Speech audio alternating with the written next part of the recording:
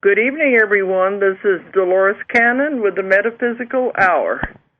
And we are live tonight. I know we've been having archives for the last month while I was gone, but we are live. This is March the 16th, 2012. And I hope I think I'm here anyway. I just got back from a very long trip on the other side of the world, and I'm still getting over jet lag. So I'm hoping my mind is going to cooperate with me tonight. You know, every time I come back from these long trips, it takes a while to adjust. And your body doesn't know where it is for quite a while. So if I fumble up, at least you'll understand. All right. But we did just return from China, and that's what I want to talk tonight about, is the trip to China that we had. And I have on the line one of our employees that works for us at our England office. She's been on here before, Stephanie. Hi, Stephanie. Hello, how are you? You had a couple more days, so you got over jet lag already, haven't you? I'm pretty good now. Yes, it does take a little while. Oh, I know, because I just got back yesterday. And I slept around the clock until this morning. So I think I'm mostly back anyway. But maybe we'll make some sense out of this. But we started out on this trip, it's been a month ago, in the middle of February. And for such a long trip, I had to go to Shanghai. And such a long trip like that, we like to break it up. So I had a class in Los Angeles.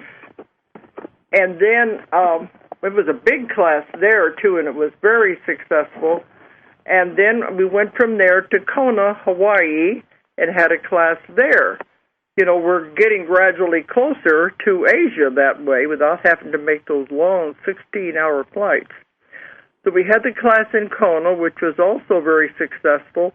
Then on to Shanghai.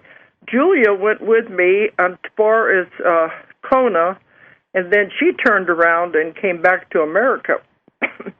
And so I had to go on the rest of the way. And Stephanie came from the opposite direction, flying in from London and joining me when I got to Shanghai. So it was a little complicated, but we met each other that way. But one thing we found with these classes, and I don't know why we didn't think about it before. I've been doing the classes for 10 years now, and they've always worked well. But one of the things we found was that after the class, a lot of the students are always afraid to go out and practice the technique, the procedure. They're always afraid to take that first step. What if I fail? What if I can't do it? And so they hold off even from working with their family. Or if they try it on their family, then they're afraid to go out and try it with anybody else, especially strangers. So that's been the problem. So this time, on these 3 classes, we changed the way we're doing it now. The 3-day class is now 5 days, and we're allowing time in there where they have to practice. This is part of the class. They don't have a choice. They have the one day after we've given them all the instructions that they have to go and practice on each other, and we join them up in groups so that they will be practicing on strangers, on people they don't know. And we found this to be highly successful, and we had a tremendous success rate with the people who took all 3 classes. We said, well, we don't know why we didn't think of it before, but we thought of it, but we couldn't figure out exactly how to do it. So now I think we've got it pretty well perfected. So we're going to be doing all of our classes this way from now on, and you have instant feedback if they're having any problems, and it has been really good. So this is the way we're doing it now, and I went on to Shanghai, not knowing what was going to happen there. It's always harder when you have translators because they take longer anyway. Like when we go to Russia, the class turns into 2 more days longer because of the back and forth translation. So we didn't know what was going to happen in this case. But I do want to report something that happened on my way there as I stopped in Tokyo in the airport just to change planes. I was in the lounge, and I was just getting something to eat and sitting at a table in the lounge in the Tokyo airport, and I felt the floor begin to vibrate as though it was moving up and down and shaking. And I saw the table was moving, little round table, and my drink on the table, the water was slushing all over in the glass. This went on for maybe a minute. And I was thinking, are we having an earthquake? But also, we're at the airport. Maybe it's the airplanes that are causing the vibration. But then it stopped, and I looked around, and nobody else seemed to have noticed anything. So when I got ready to leave, I talked to one of the people that run the lounge there, and I said, did we have an earthquake about 5 minutes ago? As I described what was happening, if the floor was moving or everything, or was it the airplanes? They said, no, we have earthquakes all the time here in Japan. And it was an earthquake. So, but nobody else seemed to be able to pay any attention to it. And they said, were you scared? And I said, no, I've been in them before. I just wanted to be sure it was an earthquake and not just the airplanes. So that was an interesting way to start that trip anyway. So it shows they're having minor ones, I guess, there all the time.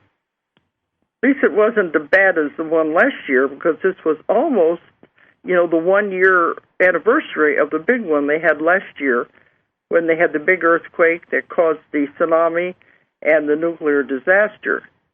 So it was just a funny incident anyway that I wanted to pass on. But then I went on to Shanghai.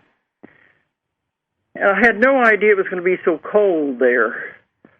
Here we'd just been in Hawaii where it was hot, and then to go there, and I only brought a light jacket with me.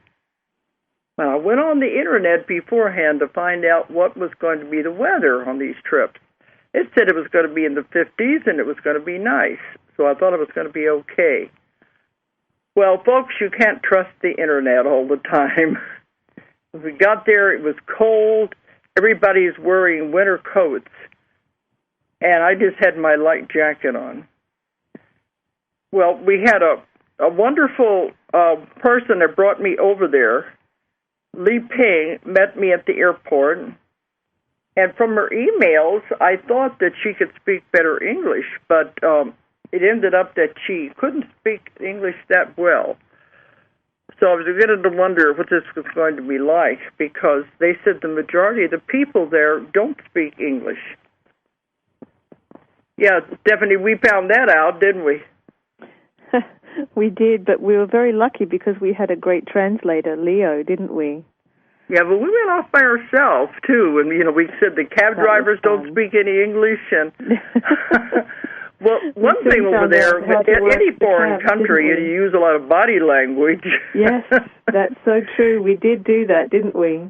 And we also realized that we needed to have Chinese. I would say a smile goes a long way, too, and everybody understands those kind of things. But I was in the hotel before Stephanie got there, so we didn't have a translator, though, until we got to the class. But even from the beginning, it's quite an adventure. With me, it was the food. Now, Stephanie lived in China for 2 years. Why don't you tell them about that? So I thought you would be more prepared for all of this. Tell them about when you used to live there. Well, I enjoyed my time in China, but it was a very, very busy place. And it was Taiwan, but it gave me a very, very good idea of the culture and the language and how it was there. And so, yes, I was prepared for, things like the language and how to get around in a taxi and the food, which I did enjoy, but that's always an adventure too. So I do love adventures, which is good. This was an adventure. It was an adventure, wasn't it? We had some adventures, didn't we, trying to find TGI Fridays. We ended up somewhere quite different. And then the taxi took us to the wrong hotel, but we had a wonderful tour around Shanghai. It was very, very cheap because the taxis were cheap. But and Stephanie, the wonderful lights. Yeah. Stephanie taught English in Taiwan for 2 years, didn't you? I did. I taught English there. I was supervising the English teachers at the university there and writing the programs. And so I used to deal with the foreign teachers and also teach myself. That was a really, really fun thing to do. It was a great way to meet, lots of people. It was great. Okay, they just said we have a caller, but I always thought because Stephanie lived over there, she would have learned Chinese. But she said, no, when you're teaching English, you want the students to speak in English. So yes, she didn't learn true. much. And because it's we learn so much from written, from seeing things. Because I never sat and had a lesson. Unfortunately, I didn't learn, but I did learn how to direct a cab driver and tell them, right, left, straight ahead, and slow down. So that was important, and I learned my address and a few other bits and pieces. I learned the basics. Don, did you say there's a caller? Well, I thought they interrupted there. We'll just keep on going. Usually there's a beep when there's going to be a caller online. Okay. Is there a caller? Well, okay, let's go ahead and take that before we proceed anyway then. Okay, is somebody online? Yes, hi. This is Claudia from San Francisco. How are you? Fine. Well, I said we're still under jet lag, but I'm back here in the body anyway. Yeah, go ahead. Well, you have a question? Yes, I do, and I'm so thankful for all the knowledge that you give us. I just recently learned about you and your work, and my friend let me borrow your latest book, The 3 Waves of Volunteers, and I'm in total shock. It's even difficult to speak because I believe that I'm a first wave, and I'm having a very hard time, and I don't know what to do. I don't want to be here anymore, and I relate to everything that's in this book, and I feel so great, and I'm crying not out of sadness, but out of pure joy and emotion that I was able to get this information. But I don't know what to do, and I really it's been very difficult, and everything. I know I'm babbling. Everything about my life made sense once I read this book and how I felt my entire life. And I don't know what to do. And I'm sorry. Well, I know it's a loaded question. Well, I know. This is what we're running to all over the world now, because everybody is finally discovering they do have a purpose. Because I get emails from everywhere saying, I thought I was the only one in the world that felt like this. And now they understand there's hundreds of thousands of people out there who are members of the volunteers of the third wave. And they realize now they're here for a reason. But it's so difficult to be here. And now more than ever, because everything in my life has dissolved, has gone away. So my marriage, my work, at the end of the month, I'm going to lose my home. And I'm not, it doesn't bother me.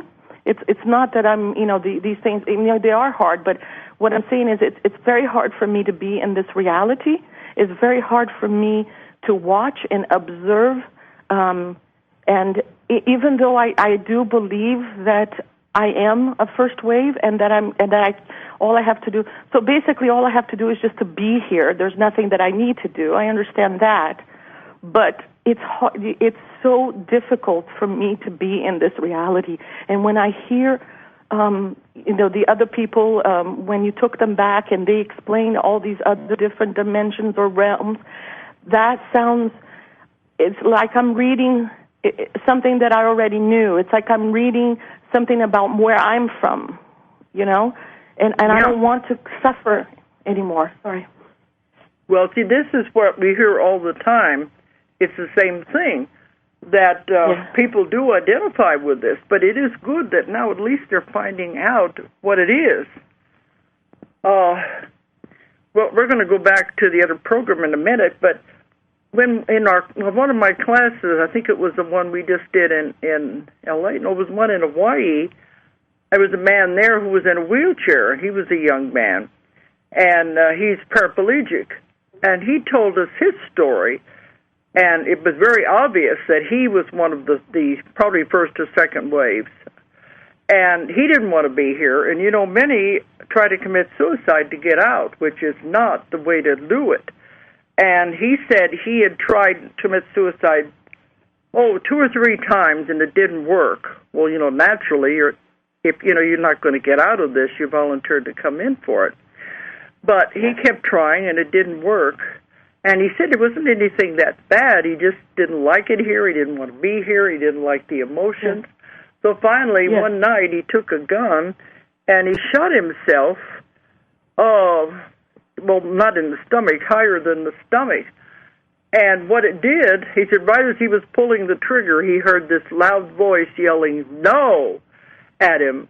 And of course, later he said, I can't figure out what that voice was. And I said, you know what it was. It was your guides, saying, no, you can't do this. But he shot himself, and it didn't kill him, but it severed the spinal cord and turned him into a paraplegic. But he said his life has turned around, even though it's much worse now. He said, everything that I was trying to get away from, I've had to face anyway. And I said, yeah, and then you dumped all of this other on top of it, having to be in a wheelchair. But he seemed so happy. He was such a happy person because now he figured out, why I'm here, and I made it harder for myself, but yet I'm here for a reason. So, I meet these people all the time. That's a drastic case, but I've had others that try to get out for the wrong reason. And you're only here for this short time to help lead others into the new world, to raise the vibrations and the frequency by your energy.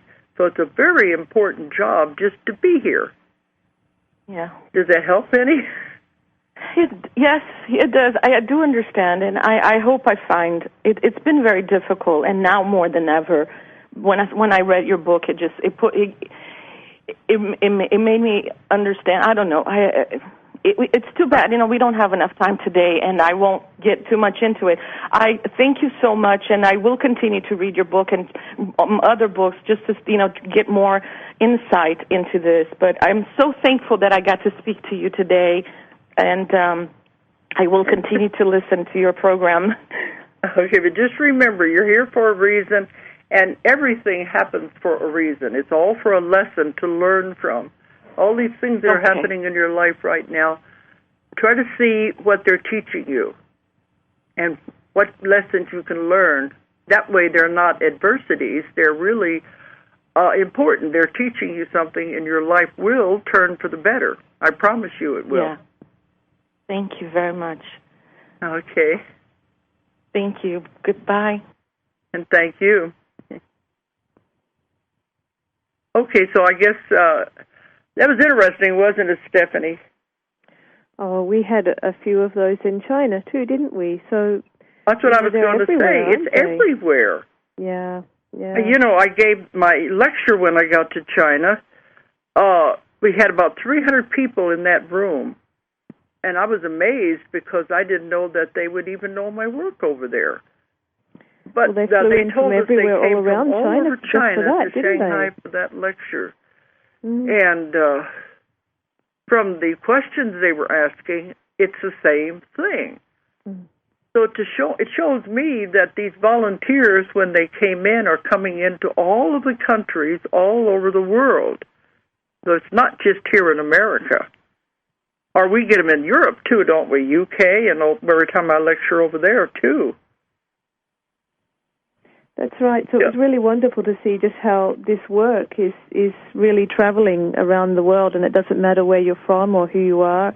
We're all one, and the world needs our help at the moment, and everybody's help at the moment. That's the important thing.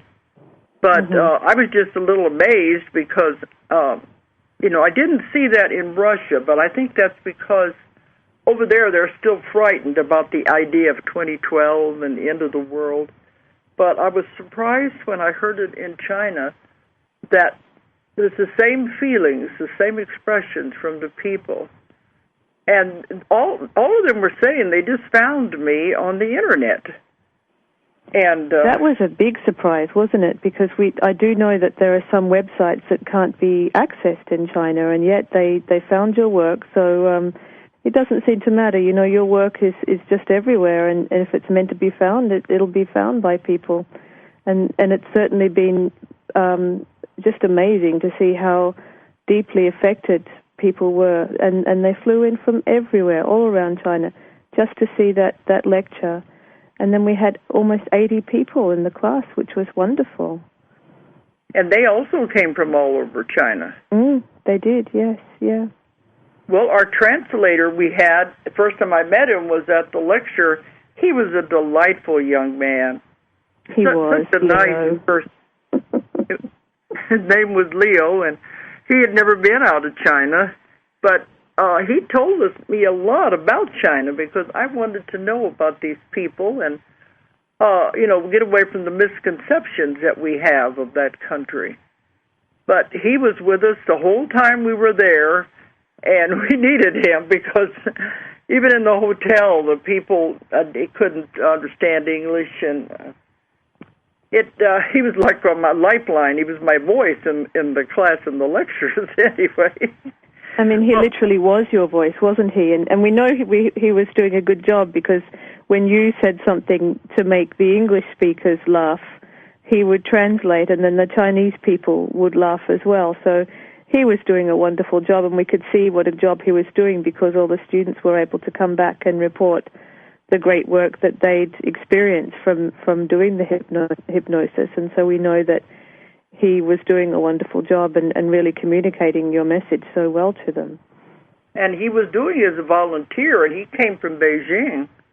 But his English was excellent. And, of course, it always makes the class take longer with this back and forth. I was surprised. We did have some other people. I don't know what you call us. I guess you call us Westerners. Yes, that's right. I mean the ones that are not Chinese. We had a few, and most of those came from Australia. And that's right. That was a big surprise.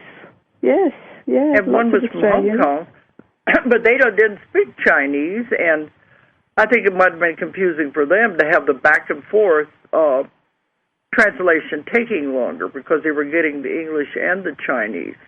I said, you should have taken a class where it was all English, But a lot of them didn't want to wait. More opportunities weren't there.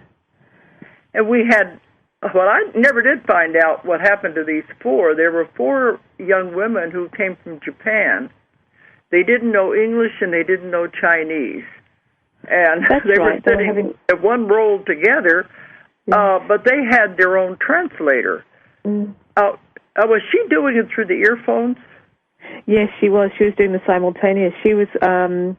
She had just done level 2, and so she'd been practicing for quite some time and having some very good results herself in Japan. But her English was good, so she could translate to me and also to them, which was great. So I do wish them well, and I hope that they go back to Japan and do some wonderful work too. Because I never did get to talk to them afterwards to see if it made sense to them. And, well, it certainly made sense to the Chinese people, didn't it?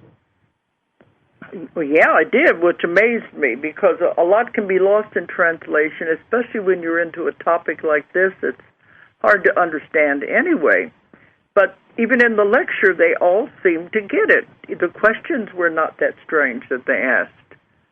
No, the questions were pretty much the same as what we would get anywhere, really. So this is the power of the Internet, because they're getting all their information from the same place.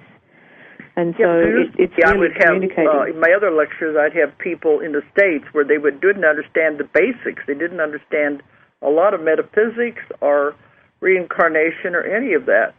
So they had to, it was like starting from the beginning, and the questions were rather simple. But now, since the Internet explosion, and that's been about over a year ago now, when I've been going to the lectures, they all say they just found me. And since that's happened with the Internet, we're getting people who are more knowledgeable, I guess you would say, about metaphysics and about these strange subjects.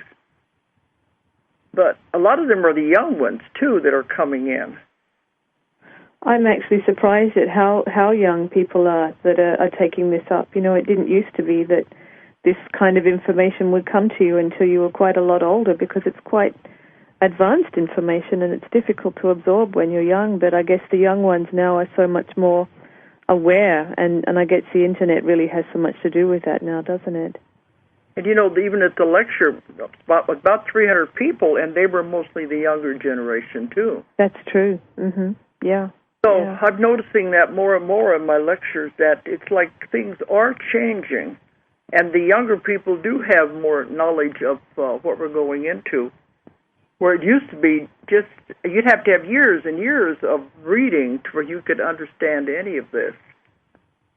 So I've seen some big changes since my books first came out in the 80s. I think another thing that really struck me about the audience that we had in China was that we weren't sure about the kind of level of knowledge that they would have, but they came with such a deep spiritual knowledge from their own background and their own culture anyway, and we had a lot of people speaking about ghosts and spirits, and a couple of people saw dragons in their hypnosis sessions. So it was fascinating to see how this... Yes, it was just fascinating to see how they kind of translated. There were many of them that said that a lot of this goes along with the Buddhist beliefs. Exactly, yes, yeah. They even had words for what I was trying to say, concepts in their Buddhist beliefs. They did, and that really helped, didn't it? That once that lady got that word and she said it, they were kind of like, oh, okay, so this is the same thing, right? And that was a beautiful way of communicating that very complex idea, you know, to an audience that we weren't sure did know about this kind of idea, but they did, it turned out. It was great. Uh-huh. And then, too, you never know, you know, but this is a communist country, you know, what their belief systems are there anyway. Well, yeah, I mean, I was surprised because I was under the impression that many Chinese people haven't been allowed to have any kind of religious practice, but I guess it's cultural, and it goes back so long that, you know, of course they've got these ideas and these beliefs, and so it was fascinating to see what they made of your work, but it was much easier to you know, communicate with them and get them to understand, and the language barrier wasn't really a problem after all, really. It was hard for me, but yes. You know, but thanks to our translator. I mean, he did such a wonderful, magnificent job. Yes, he absolutely did. Definitely working with him again. And I couldn't do a demonstration. In my class, I always give a demonstration to show the people firsthand how this works when I do the hypnosis. And there's no way to do it whenever you're in a country like that, where you have translation back and forth. So I had a demo that I'd done in another class that was on a DVD. So we just showed that. But Leo was our translator. He stayed up even the night before trying to get this right. It was a DVD in English of the session, but he put the Chinese titles, you know, the words across the screen, which was a tremendous amount of work for him to do. And it worked. They understood just by reading it, didn't they? They did, because you could tell the reactions from everybody as they were reading it, were exactly, you know, what everybody else's reactions would have been if they were just listening to it in English. So obviously it worked, and they really got it, because the next day the demonstrations, what they were reporting was spot on. It was exactly as you would expect in any class that had been just taught in English. So it worked really well, and we do have a lot to thank Leo for doing that. He was up until 2 o'clock in the morning the night before translating that for us. So he went over and above. He was fantastic. And but they were saying there's another caller, but I wanted to finish that part. But then I wanted to go into Shanghai and talk about that but yeah, the next day is when we had them go and practice, put them into groups and have them practice on each other. And we didn't know what was going to happen there. But then on the last day, they reported the results, and it was really astounding because, like you said, they got it. And you know what that means to a teacher, to go into a place, well, you do know as a teacher, to go in there and teach them something. You don't know if they're going to understand it, and they did, and they were also having miraculous results. And some of them, in their private sessions among each other, were finding out they were different waves. They were first and second waves. So I had to explain what that was to them also. And many of them were rocks and plants and all the things I've written about.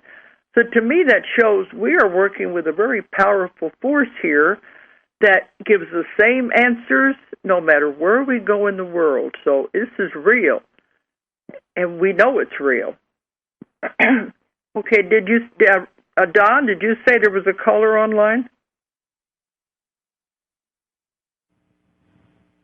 I heard him say there was a caller, I think.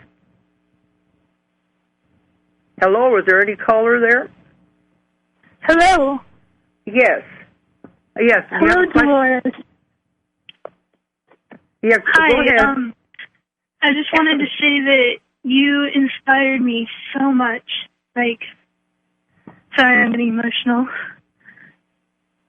I'm 18 years old, and I didn't know. Oh, what's your name, honey? My name is Caitlin. Okay. Well, go ahead. I had no idea where it came from, and you inspired me to look for myself and get over the fear of what the possibilities were. And I just wanted to thank you. And I wanted to tell all the other star seeds out there to look for themselves and do not be afraid.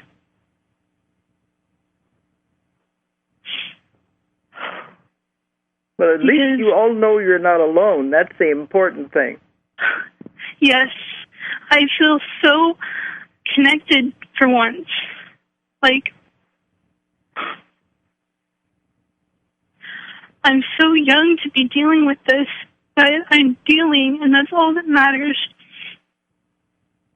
That I'm able to get through this, and I'm able to move on and help other people. And, honey, that's what it's all about. We're all here to help each other. And that's the main thing. And we are moving into a beautiful new earth where it's going to be wonderful, and your energy is going to be a very important part in all of this. And you know what? It's only been a week for me, so I'm still processing. But already I've noticed a difference in myself, in the world. Everything feels different. Like, I see auras. I'm astral projecting in my dreams. So many different things. And at first, I had a panic attack. I freaked out, and I was so scared. But there's no need to be scared. There is no need. It's all good. It's all light. It's all pure intentions. Well, you've got it right. You have. You understand. And believe me, things are going to be wonderful. And you're going to be a very important part of it. Okay, well, thank you for calling in. And you go ahead and just live your life. That's what it's all about. Live your life, and everything's going to work out fine. Thank you so much. Bye-bye. Okay, Stephanie, you back? Stephanie? Stephanie, are you back? Well, I think she's back. I think the other. We're going to have to bring her back. Oh, okay. All right. I'm thinking, where'd you go? Okay. Are you back, Stephanie?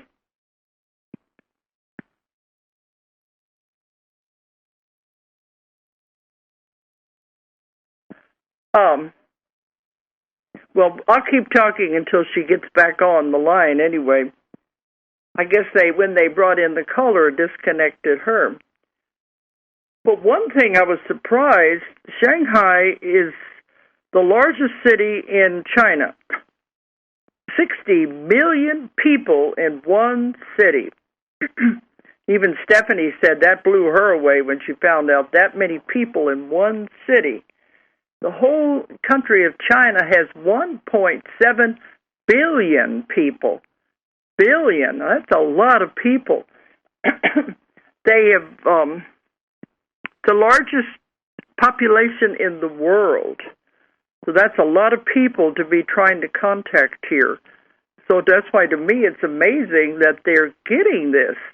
And the ones that took the class would take it out to their areas, and they're going to be practicing this technique all over China in this rate. Stephanie, are you back?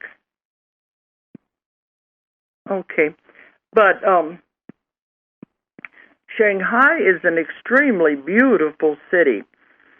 You know, I guess I figured from what we've heard of China that it was going to be poor people and, that the culture would be different. But it is a beautiful, modern city. The people seem prosperous. They're dressed very nice. They're driving brand new cars. And they have all the latest inventions with the cell phones and the cameras. And it's not at all the way I would thought it would have been, like the poor people that we've been led to think that China had in it. But it's this beautiful, wonderful city. And it reminded me a lot of New York City with the tall skyscrapers. But at night, the city came alive. And all of the buildings were lit up in colored lights, and the lights would rotate and change and move. And it was like Christmas all the time, only much better because tall skyscrapers with lights running up and down them. And it was just beautiful to watch it. And the river, there were boats going down the river that were all lit up with lights. So it was a really beautiful city and highly advanced city. They have everything that they need there. Stephanie, are you back? I guess I'm just going to have to continue talking and she'll get back on when she can then. You have a Mudville line for. Okay, where's Stephanie? Stephanie's line, if nobody's able to get through, it keeps running busy, so probably a problem with the line. She's probably holding it, I guess. Okay, well, I've only got about another 10, 15 minutes here, so I'll just keep going. Okay, go ahead and let the caller through. Hello, is there anybody there? Hi, yes. I was wondering, Dolores, if you could explain a little bit more about the world splitting apart between the New World and the Old World, and where you think we are today, as, you know, what we're going through now and what's the next phase. Well, that's what I do in my lectures. It can get a little complicated. I don't want to take too long. What's your name? Just a snapshot. Okay. Well, I've explained it in my books and my lectures, and people are always asking about the splitting. You know, it's not an actual split. It means that moving into another dimension, a pulling apart, and we're advancing into another dimension, and it's the raising of the vibrations and the frequencies to go into another dimension. And so the one world is the one that's going to be evolving, because the earth itself, as a living being, is getting ready to go into its next incarnation, because it reincarnates just the way people do. It's just that it takes it longer, and it's getting ready to go into the next incarnation. So it will be evolving and changing vibration and frequency to enter the new dimension. And if we want to go with it, we have to change our frequency and vibration. And the young girl had it right when she was talking about she was seeing things differently and things seemed to be appearing differently. That shows, but I keep telling people it's not going to just happen, bam, and there's going to be a big change. It's a very gradual change, a very slow, gradual change as it happens. So you won't notice anything suddenly out of the difference, out of the ordinary. But as we progress, it'll be gradual until you'll just start looking around and saying, things seem different. They seem better. There's something happening here. And we are right in the middle of all of this. We've been in the middle of it. It started about, for me anyway, about 2003, and it's been a gradual process. But I can see it all over the world that it is moving and it is changing. And you can't say when is it going to start because it already has started, and we're in the middle of it now. There's no way to turn it back. And we are moving into the new world. Does that help? There's just a lot of people like your caller before that needed a happy thought, and they wanted it from Dolores Cannon. So I thought I would call in and ask you those questions. Thank you. Yeah, they're in the book, The 3 Waves of Volunteers. It's all explained in that. And that's an accumulation of many, many years of investigations of people saying the same thing over and over. And that was amazing, too, in the demonstrations they were doing, even in China, they were all getting the same information without even knowing anything about my books. So it's amazing. It is happening, and it's real. Okay, but it's not to be afraid anyway. Thank you. Okay. Well, thank you. All right, bye-bye. But I do want to bring up a few things before I forget to mention them. I don't know if I'll think about it next week or not, so I want to make sure I get them tonight. I had a lot of questions about the culture over there. As I said, they seem to be well-to-do. They're dressed nice. They have, of course, the money is a huge difference. Everything is so much cheaper than it is here. But I wanted to know about the one-child law that they had in China, because both of my translator and the woman that brought me over had one child, and I wanted to know more about that. And it is true they're only allowed to have one child, but there are exceptions to the rule. Leo explained that if both parents, the mother and the father, are only children in the family, they're allowed to have another child. I guess it's so you can replace yourself. But it is, they said they've gotten the population now to where it is even. It's not growing anymore. It is even. It's staying stable, and it may even beginning to go down.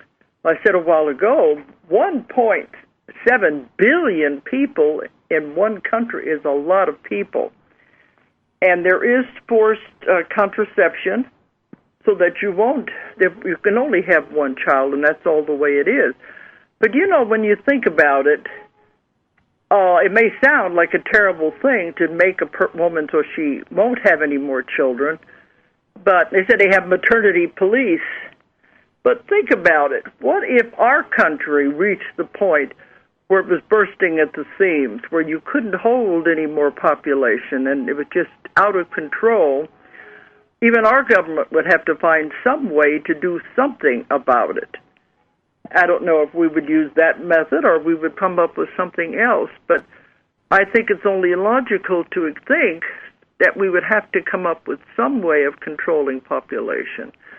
So when you look at it in that respect, it's a matter of survival. This is what the Chinese government came up with.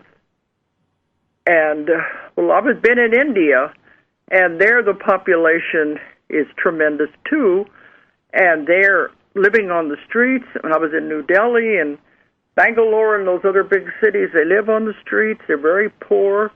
They have a sheet of metal against a building, and they're sleeping under that, begging on the streets. So it can get to the point where you have to do something. And they're not doing anything in India that I could see to control the population. But before we condemn a country for doing something we don't understand, let's put ourselves in the position of what would we do if we came to that point where we had to take action in order to survive as a country, as a civilization. Another thing I thought was interesting that Leo was telling me is that all of the families live together. Like when you get married, you bring your spouse, it's usually the husband's family. When you get married, the husband and the wife move in with the parents. He said they have their own bedroom, but otherwise they share the kitchen and they're all living with their family. And they don't leave. He said, in fact, it's a disgrace if the man should have to move in with the woman's family.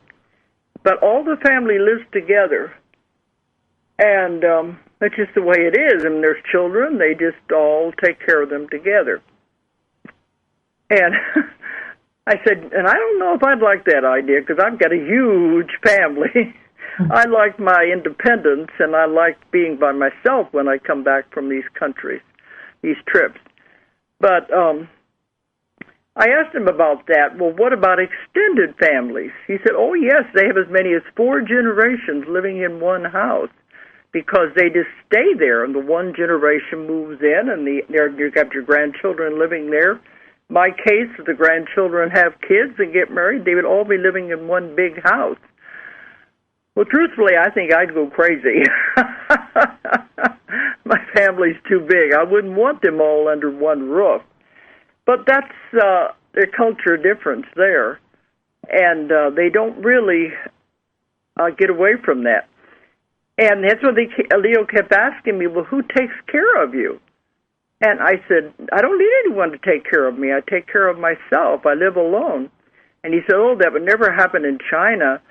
If you were living alone, they would think you had bad children because the children have to take care of the older generation.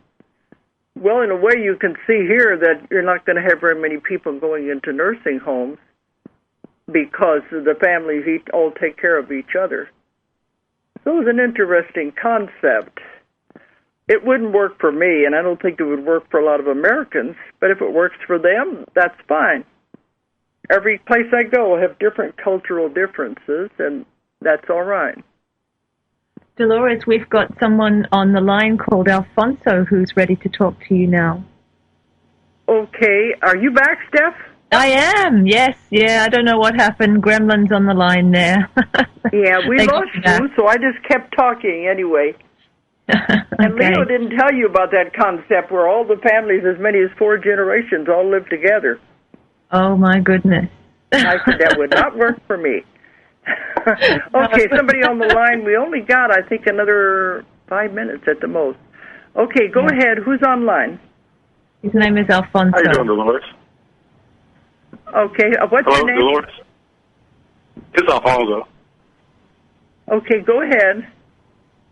I have a question. Okay, so I just, I finished Convoluted 4 a little while ago, and I have a concept that's just been really perplexing to me.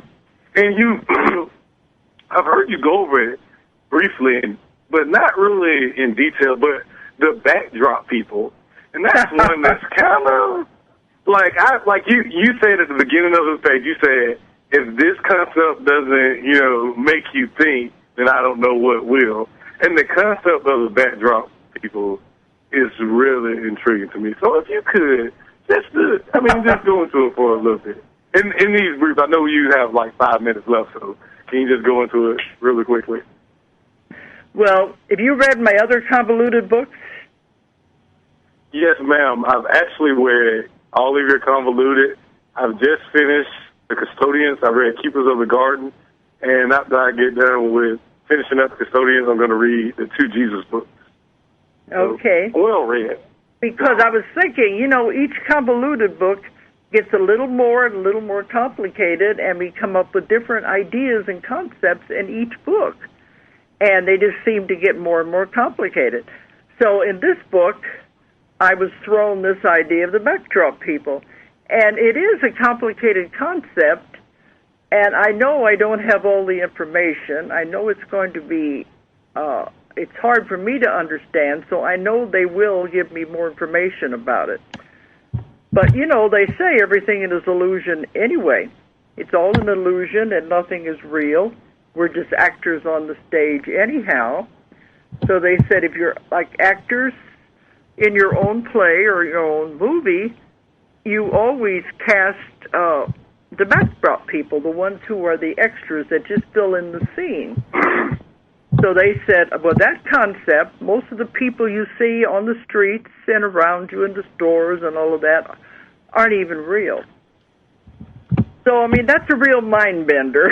And when I'm in a crowded airport, I have been this last couple of weeks, I keep looking at all these people thinking, they're all backdrop people. They're not really there. But, you know, I've said that in my other book. Yeah, I said, what?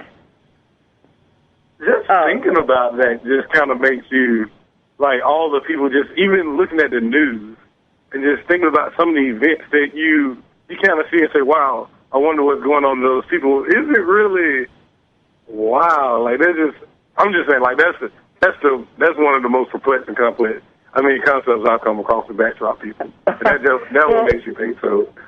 Thank you for that. I know I'm going to get more information on it, but see, that's what I said in my books. I said, you know, don't take any of this seriously. Treat it as mind candy, something to read and enjoy and try to understand. But then, you know, then we have to put the book aside and go on with our daily lives. But they're interesting concepts, and that's what it's all about. That's why I call the book, for those who want their minds spent like pretzels. Throw an idea out and just see if you can understand it. But, yeah, I know I'm going to get more information because every time I get something like that, they'll keep on giving me more until I can understand it. Okay, well, we're going to have to let you go because I'm coming up to the top of the hour here. But I know I couldn't explain it any better, but it's something to think about anyway. Okay, so thank you, Dolores. Okay, and thank you for calling. Okay, Stephanie, we're getting up to the top of the hour where he's going to have to pull the plug on us. We only just got started. I know. That's why the hour flies by so fast, especially when you have interesting callers. Before we go, I do want to make one interesting story that after I left Shanghai, I went to Singapore, and we had a level 2 class in Singapore. The only way I could do it was to tack it on the end of the trip. I just went in there for one day and got out of there. But, Stephanie, they had the most fascinating story that one of my students told in the level 2 class. You know, in Singapore, they have the cockatoos, the birds. Yeah. Well, she said right before they were getting ready to do the session in this woman's house, a cockatoo flew into the glass of the window and knocked itself out. So they went out to check on it to see if it was all right, and of course, you know, knocked itself unconscious. I've had birds do that here where we live. So they brought the cockatoo inside and laid it on the floor so it could revive itself, so that way predators wouldn't get it. Then they went into the bedroom and started to have the session. And they had hardly begun the session when they heard a knocking at the bedroom door. So she opens the door. There's a cockatoo standing at the door. And it walks in the room. And I kept thinking later, can a cockatoo knock on a door? Oh, yes, they can. They're very cheeky. And the student said, well, I guess he did it with his beak. But He knocks on the door, she opens the door, walks in, flies up on the bed, sits on the woman's chest, and lays there the whole time of the session. Oh, my I think goodness. that's amazing. Well, we got... So the bird wanted to either have some healing or maybe also give some healing as well. Yeah. I've had cats do that, but I never heard of a bird doing it. No, okay, but they're so you're going to have to pull the plug, aren't you, Don? Yep, ladies, we're going to have to close it out. Okay. Anyway, everyone, I appreciate you listening tonight, and thanks, everyone, and goodbye. Stephanie, you say Thank bye you. from England. Thank you, and bye from England. Thanks a lot, everybody, and thanks, Dolores. Bye. And I'll be live next week. Okay, good night, everyone. If you enjoyed the show, check out more of our other videos, and be sure to subscribe and click the like button. Thank you for listening to the Metaphysical Hour with Dolores Cannon.